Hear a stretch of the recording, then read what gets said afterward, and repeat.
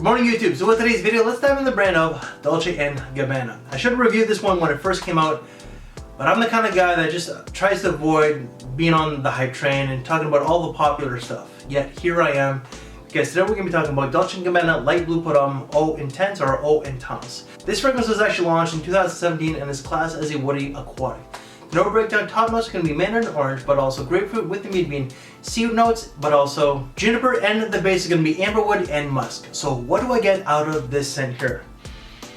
In the opening, you're going to get lots of grapefruit. There's going to be a little bit of that mandarin, but the grapefruit itself is what outshines the mandarin itself. The grapefruit in this is beautiful. Yet also in that opening, you're going to get that seawater, that sea note.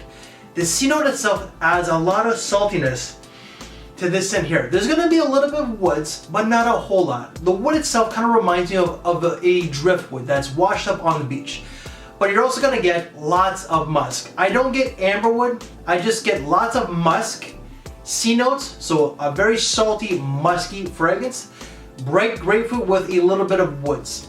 The fragrance itself reminds me of the Pacific Northwest, but also California, just because of the saltiness in the air. I've been to Florida, so you're gonna get that sea salty Atlantic air, right? But I didn't really get all that much. When I go to Vancouver, it's really prominent, but also when I went to San Diego, it was very prominent as well. So who really knows? But I do get that salty air, and it really is a very refreshing fragrance that reminds me of California and the Pacific Northwest. This is a fantastic fragrance for the spring, but more so for the summertime. Very versatile, it's ageless. You could dress this one down to dressing it up. I think it would go great with a white t-shirt and jeans to a khaki shorts and a polo to a suit and tie event. It's more of a daytime event than anything. I wouldn't really say that this is a night out fragrance itself, but this is a great office fragrance as well, as it's not going to offend anybody.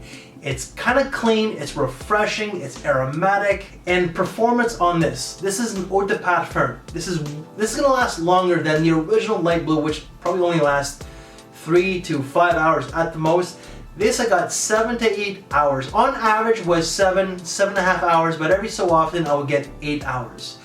Price tag for this one here, you're going to look to spend anywhere from $85 to $135 Canadian, so shop around. $85 was the best deal that I was able to find, and that was on FragBuy. My wife's thoughts this one. My wife thought it was a very easy to wear, mass appealing, refreshing fragrance that she likes quite a bit. So in the end, what do I think?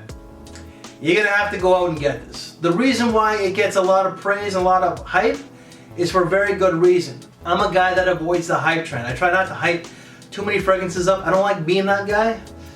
But this is one that you're gonna have to look into. If you don't like sea salty, musky fragrances, then you're not gonna like this one. If you don't like those clean, fresh, summer type fragrances, then this is just gonna be run-of-the-mill designer crap, okay? So if you like your deeper, darker, woody, smoky kind of fragrances, then stay away from this. This is just gonna be bullshit to you.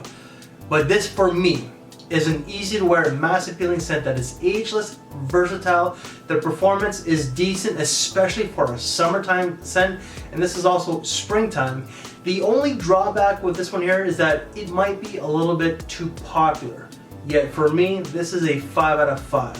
You know, if you're gonna factor in that it might be a little bit too popular, how it might be other gentlemen out there wearing it, then maybe it's going to be a 4 3/4, but for me, I don't care if I smell like another man in the room. This, for me, is a 5 out of 5. So guys, that is my quick little take of Dolce & Gabbana Light Blue EauIntense. So any other reviews that I've done from this brand, they will be in the description below.